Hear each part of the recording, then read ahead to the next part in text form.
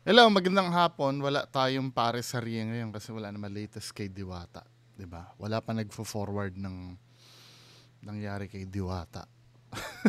Pero meron tayo re-react ngayon, hindi tayo may empty ngayong hapon kasi meron tayo re-react na video. Ito ay nag-viral to eh. Yung tungkol doon sa doon sa kinasal na sinermonan daw ng pare. Alam niyo ba 'yon? Yung na 'yan. Tingnan nga natin 'to. Well, maganda na itong galing sa KMJS yung kukunin natin na reference kasi nga nandito na yung detalye, no? Tingnan natin kung ano ba talaga yung nangyari.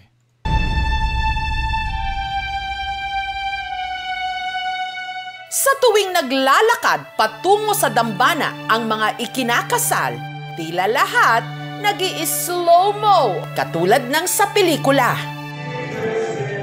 Pero kabaliktaran sa nangyari kamakailan sa isang kasalan sa Wait lang nga, ang pagkakaalam ko dito sa nangyari na to, habang nag-e-entourage sila, nagsisimula na yung pare na kasi parang di umano, correct me if I'm wrong, tinatamad na akong hanapin yung original post. Di umano, parang na-late sila. Nagkaroon kasi ng misunderstanding na magi-start ang seremonya ng kasal at a certain time. Then iba din ang pagkakaalam ng simbahan. So dahil do sa alam ng paring oras, wala pa itong mga to. Parang na bad trip yung pare.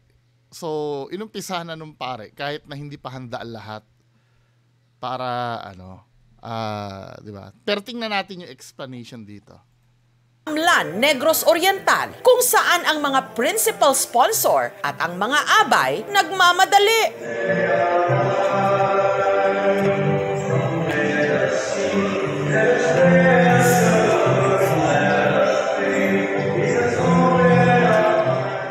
At nung oras na para sa entrance ng bride, hindi pa man siya nakakahakbang, biglang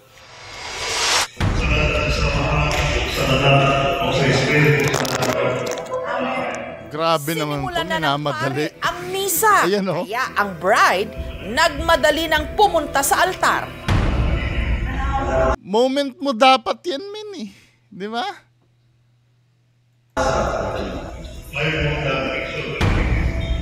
Makailang beses pa nga itong muntik mapatid. Sobrang sakit sa dibdib, pagkadismaya at kahihiyan ang naramdaman namin dahil pagdating ko sa altar, pinagalitan na naman ako ng pari. Bastos na pare, kawawa naman yung bride. Di naman yun yung ganun na yung iniisip ko na mangyayari sa kasal namin. Sana pinatapos lang yung bride na makapunta sa altar. Binuhos ko lang siguro yung galit ko sa pag-iyak. Nahiya din sa mga bisita nang nagmukha doon na kami talaga yung mas may kasalanan. Ngayon, ang argument kasi na pwedeng erase dito, bakit kayo late? 'Di ba? Bakit kayo late? Kailangan malaman natin yung reason. Kasi may late dahil bunga ng kapabayaan or bunga ng... Pero for me, kahit kapabayaan yung late kasi isang beses lang naman yan eh. 'Di ba? Pwede siguro magalit yung pare after nung kasal, 'di ba? Pero yung during the ceremony, ipapakita mo yung attitude mo doon. That's a no-no eh. 'Di ba? O mas maganda na lang na i-cancel mo na lang, di ka na lang magpakita doon sa kasal yung pare, 'di ba? Kaysa ganun ang gawin mo, men. 'Di ba? Ang daming pwedeng dito eh. Pero need natin malaman ano ba yung dahilan ng pagkaka-late. 'Di ba? Yun ang maganda, kasi partially pwedeng kasalanan nila kung bakit sila na late or may nangyari naman talaga na justifiable or may misunderstanding katulad nung unang sinabi ko.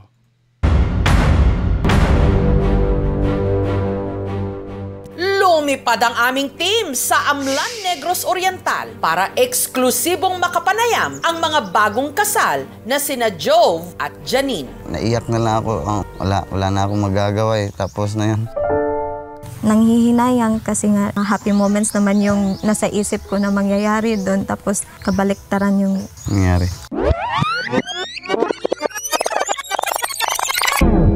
Ang pagkakaalam daw ni na Jove at Janine, alas 9:30 ng umaga nitong June 8 ang schedule ng kanilang kasal sa St. Andrew Parish. nagbigay talaga kami ng allowance sa oras, ma'am ba. By 8:50 nandun na kami. Pero ang isa sa mga staff ng simbahan, Nagra-rant siya doon. Ba't ngayon lang kayo? 1 hour late na kayo, sabi niya ganun. Hindi sila nakikinig na sa paliwanag namin ba. pinamamadali raw sila ng staff dahil may nakaschedule pang lamay pagkatapos ng kasal. Inanunan niya yung, o sige na, Eh di sana, unahin na yung lamay na yon, kahit hapon na sila, wag lang masira yung, yung moment. sige na, simula na, ganun. Na-pressure na, parang na-pressure na kami. Nagmamadali na lahat kasi parang kulang na sa time yun na. So, akala ko practice lang kasi mabilis eh. Ayun na pala yun. Dali naman. Si Janine, hindi raw na-enjoy ang kanyang pag-walk down. Wait, ano ba yung, yung, madidiscuss ba? Hindi ko pa napanood to eh. Tingnan nga natin kung maididiscuss kung bakit nagkaroon ng misunderstanding sa, The aisle na siya pa namang pinakakinasasabikan ng mga ikakasal. Nahirapan talaga ako doon sa paglalakad kasi nga, mabigat pa yung... Oo, maapakan mo yan, mamaya madapa ka pa. Hindi rin daw siya naihatid sa altar ng kanyang mga magulang. Tapos sabi nung staff sa simbahan niya, late na kayo. Doon ka na, sabi niya ganun. Parang pinaalis niya yung papa ko ba. Ah, ito ba yon? Ito ba yung gago to ah? 'Di ba? Dapat kahit man lang patulungin mo yung tatay niya dun sa anak niya, anak ng patola naman. Dismaya ako, ma'am, kasi nga dapat pinatapos lang muna yung pag-march. Na-shock ako kasi sabi ko, ba't ganun? Yung bride andun pa. Pati misa, minadali. After nung offering, nung bread and wine, sinabi niya, tatapusin ko na lang to. At ang tradisyonal na first kiss ng bride at groom, Wala po kaming narinig na kiss the bride na statement. Ano yung pare, like nag-walk out. Kami na mismo nagsabi sila, kuya, mag-kiss the bride na kayo, kiss the bride.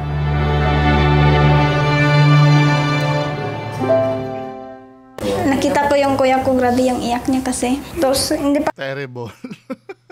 hindi man yun siya umiiyak. Naawa din ako sa sa asawa ng kuya ko. Parang siguro si Padre, nagmamadali na. Hindi na siya nakasabi. Kasi nasa labas na kasi yung patay. hindi rin daw sila agad pinapirma ng marriage certificate. Pagdating dito, dumating yung ninang namin na nasa simbahan. Tapos may dala niya yung papers. Kamag-anak ba ng pare yung patay? Hindi dapat sa bagay, hindi ko rin naman masisi yun kung naka-schedule yung patay, 'Di ba? Parang pero may mali eh. Pinapirmahan niya sa amin. Dito na kami nakapagpirma. 2022 nung nag-cruise ang landas ni na Janine at Jove. Nagtatrabaho po ako sa hardware as terminal cashier. Tapos isa sila sa customer namin doon. Siya yung una nag-approach sa akin eh. Sinearch niya ako sa Facebook. Ganyan inad niya ako. Nag-message na kami sa isa't isa. Masarap kasi siya kausap. Hindi ka maboboard kasi joker din siya. Sa kanila raw love story, Janine fell first, pero Jove fell harder. Nahulog na lang ako sa kanya. Cute siya tapos masungit. Biglaan lang kasi, ma'am eh. Hindi ko in-expect na parang ganun. Hindi, at least kahit pa paano, nabigyan kayo ng moment ng KMJS, no? Na i-share yung story nyo. Ito itself, pwede nyo ng, kumbaga, ito na yung album nyo, yung na KMJS kayo eh. Diba, sa mga future. Ang gawin nyo, isave nyo yung HD nito. At sa anak nyo, sa mga kaapo-apo nyo, ito na yung i-share nyo. Kaya, Napasagot niya ako kagad. Mahaba yung pasensya niya, ma'am. Kahit galit na siya, ma'am, parang kaya niyang kontrolin yung sarili niya. Oo, tama. Ganun yung mga lalaki minsan. Yung kahit galit na kayang kontrolin. Yung mga babae lang naman talagang ganyan, no? Yung hindi makaintindi. Yung hindi na nga kayo pinapatulan, kayo pa yung mga matatapang. Di ba? Minsan kasi ang gusto nyo kasing mangyari minsan, labanan kayo ng lalaki. Di ba? Tapos pag nilabanan kayo, kayo na naman yung biktima. Pero pag tahimik yung lalaki, galit na naman kayo. Di ba? Hindi na nga umiimik, ipoprovoke at ipoprovoke nyo pa. Yan kasi ang hindi ko naiintindihan minsan sa sistema nyo mga babae. Para bang kasing laging nakadesign kami mga lalaki para sumunod lang sa inyo. Siyempre may mga time din na naiinis din kami na hindi naman namin pwedeng i-express. Kasi kung i-express namin yung pagkainis sa inyo, magiging masasaktan naman ang damdamin nyo. Diba? Pag tumahimik, kasalanan na naman. Kasi parang pagbibintangan ka na wala kang balak ayusin. Diba? Yun minsan na nakakabuisit minsan eh. Yung pag kayo may karapatan kayo magtampo, pero pag kami wala. 'Di ba? Pagka nagtampo kami, laging may meaning sa inyo na siguro may iba ka ng may iba ka ng kachat, may iba ka ng nakakabuisit yung ganun, 'di ba, men? 'Di ba? Kaya kayong mga babae, isipin nyo din naman na may feelings din kami. At base lang yun dun sa napanood ko, ha.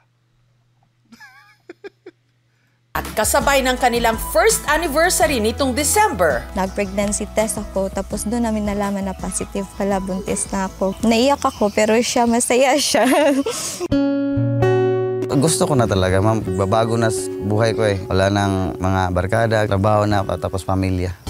kaya si Jove niyaya na agad na magpakasalang nobya. Kahit simple lang, basta matuloy lang yung kasal. Ang binook nilang simbahan, ang St. Andrew Parish. Dito natin malalaman. Makatipid kami na kung pwede ba na wala na lang decorations, wala yung red carpet. Wala rin silang kinuhang wedding coordinator, habang ang wedding gown ni Janine at ang Amerikana ni Jove. Yung narentahan namin kasama na yung damit para sa mga magulang namin, tapos sa bridesmaid, sa mga groomsmen, sa flower girls, tsaka sa mga bearers. Bumili rin sila ng 5 biik na kakatayin para may ihanda kawawa sa reception. naman. Kami lang magpapalaki para medyo hindi malaki yung gastos. Ang nagastos para sa kasal, umabot ng 100,000 siguro, ganun. Sa ngalan sa Amahan. pero napag-alaman din namin, ayon na mismo kay Janine, na ang original schedule daw talaga ng kanilang kasal, alas 8 ng umaga. Pero sa bisperas ng kanilang pag-iisang dibdib, ang isa sa kanilang mga ninang, Sabi niya, daw na reschedule yung oras ng kasal. halip na alas 8, nalipat daw ng alas 9:30 ng umaga. Nagtitiwala talaga kami sa kanya. Isa din kasi yun sa nagsiserve sa simbahan. Nasaan na ang itinuturong ninang? Talaga bang sinabi niyang inurong ang kasal na naging sanhi ng mga kalituhan at pagmamadali? Baka mamaya naman kasi, sa chismis lang nakinig. Or siguro para naisip niya, mauuna yung patay. Pero ito na yata yung ninang min eh. Tingnan natin, pakinggan natin sasabihin ni ninang. Puro yung tao po nga tatanggap. Sabi ko sa mga anak ko, kahit batuhin pa ako, bahala na sila kung ano sinasabi sa akin.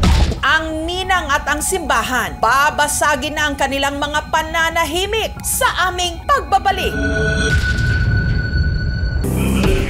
Hot topic sa linggong ito, ang kasal sa Amlan sa Negros Oriental, kung saan ang bride nagmadaling naglakad sa aisle matapos magulo raw ang schedule ng kanilang seremonyas. Pero dapat verify sa bagay. Tiwala ka dun nga sa ninang, Di naman yun yung ganun na yung iniisip ko na mangyayari sa kasal namin.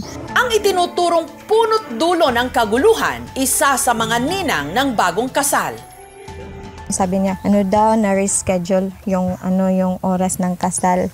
Tumanggi nang humarap sa aming team ang pamunuan ng St. Andrew Parish. Nahihiya din sila, may guilt din sila no?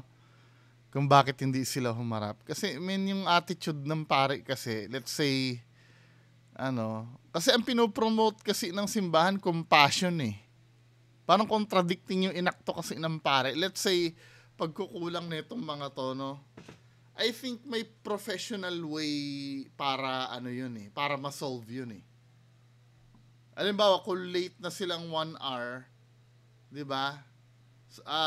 Sabihin na lang muna, ba't hindi pa nag-start 1 oras na or kalahating oras na, wala pa. Ganito na lang ang mangyayari since nandiyan yung mga patay, uunahin ko na lang muna yung patay, saka na itong ikakasal, di ba? Yun na lang dapat ang intervention na ginawa. Wag ipilit kung talagang halimbawa lalo na 1 oras ng huli. Wag nang ipilit yung kasi masisira eh. Unang-una, parehong importante kasi yung yung mangyayari, isang huling pagkakataon na masilayan ng kamag-anak nila yung isa naman first time na ikakasal na once in a lifetime lang na mangyayari, di ba?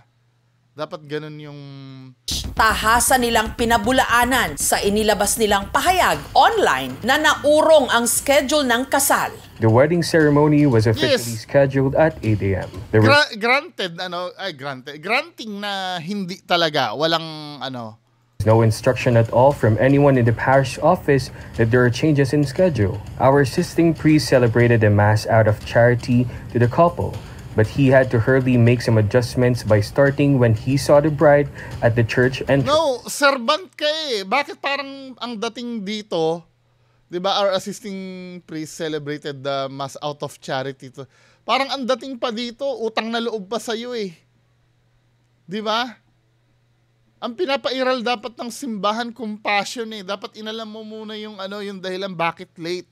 Hindi nga daw pinapakinggan ng di ba? Hindi, anong opinion nyo dito? Ako, opinion ko, katarantaduhan to na parang pinapalabas pa ng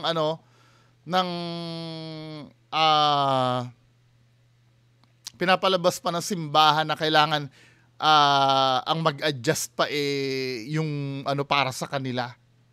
Di ba? Yung magse-celebrate. Na tingnan nyo muna yung reason kung bakit na ganun yung nangyari.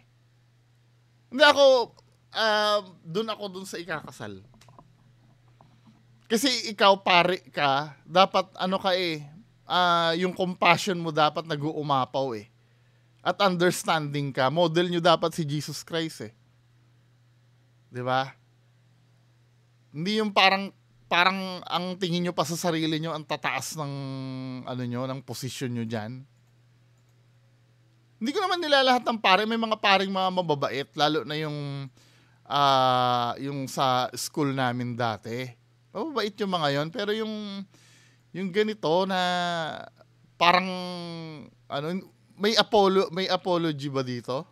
And after sending word to the bereaved family waiting outside the church that there is going to be a delay in the funeral mass and to please wait until the wedding is over. Ako, as a priest, I would see it as an extension of patience and consideration. Yes, di ba? Policy actually is if yung couple malate sila ng 30 minutes, the ceremony will be shortened or postponed. So, diba? I-postpone na lang dapat.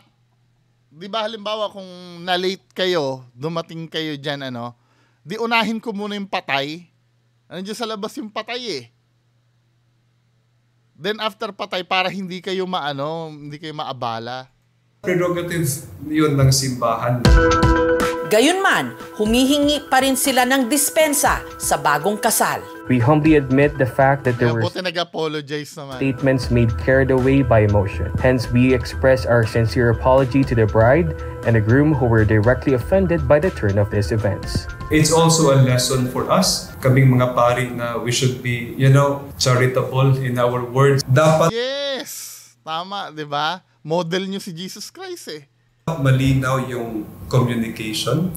Samantala, ang ninang sa kasal ni Jove at Janine nagpa-interview sa kondisyong itago ang kanyang pagkakakilanlan.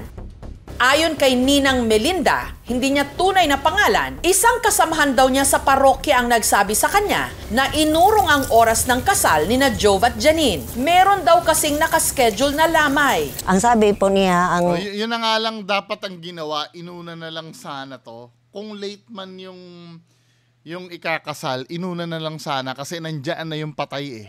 Di ba? Ano daw ang patay sa alas 8 bago yung sa kasal naman po ang 9. Nagsabi po ako sa kanila na yung time sa kanilang kasal ay hindi na 8 sa 9 na para hindi sila tanang magpangabot sa patay.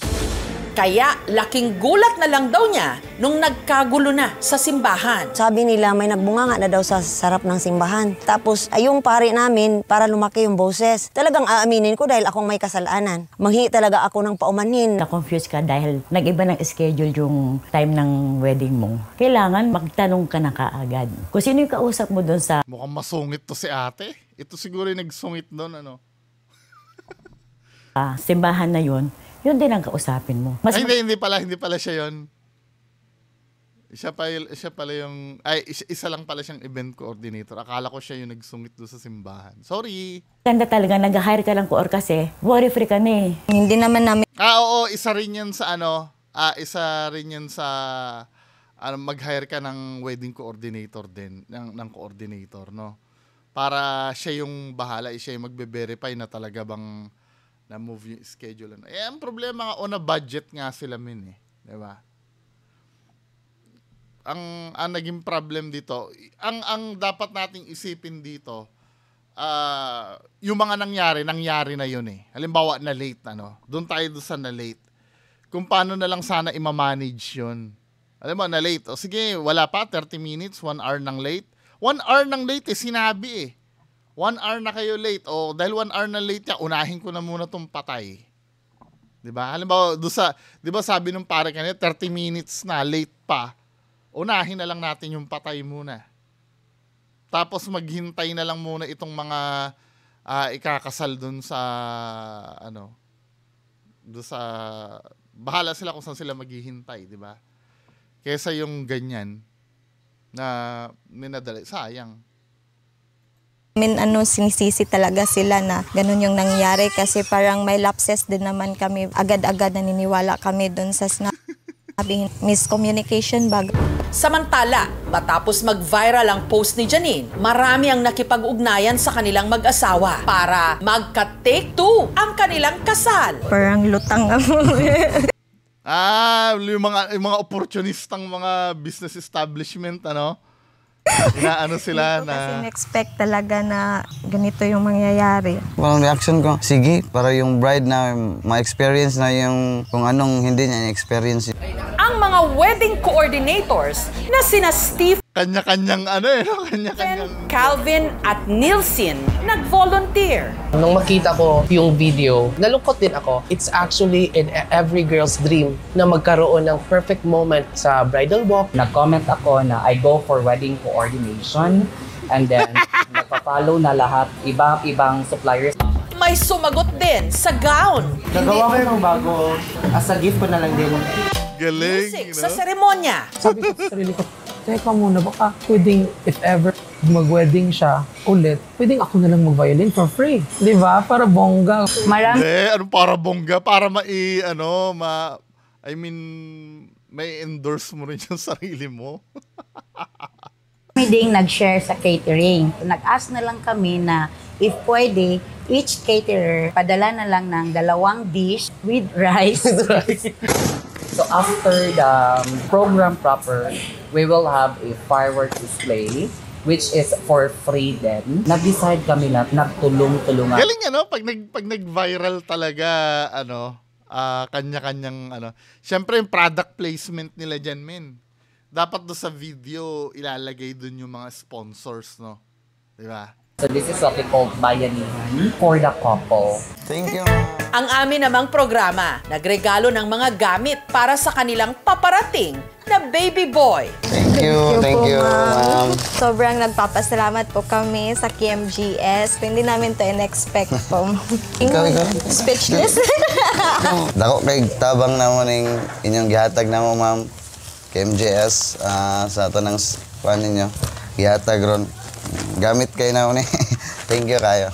Ang take two ng kanilang kasal, kasado na sa June 17. Ma'am, sir, thank you sa inyong lahat kasi nga plinano nyo talaga na bigyan kami ng second chance or wedding. Doon pa ka rin kaya sa simbahan na yon. Take 2 para ma-experience ko or namin na kung ano ba talaga yung feeling ng kinakasal na walang pressure. Naghanap po tag maagian pa. Pero ato rang kayanon siguro kay saad naman tas Ginoo nga mo na nga to ang himuon. Dili na to pakilason kay mo na may atong naingon. Pero maganda ito, at least kahit pa paano naging memorable yung kasal nila. May negative man na nangyari. May greater good pa palang mangyayari. 'Di ba, men? Tama ba yung grammar ko? Paki-correct na lang po yung grammar ko. Wala akong confidence pagka magsasalita ako ng English eh. Pero lumalabas ng automatic sa bibig ko. Paki-correct na lang po ako pagka mali yung grammar ko. So, mga kababayan ko, yun lang po mapag-usapan natin ngayong hapon. Maraming salamat po. Bye-bye.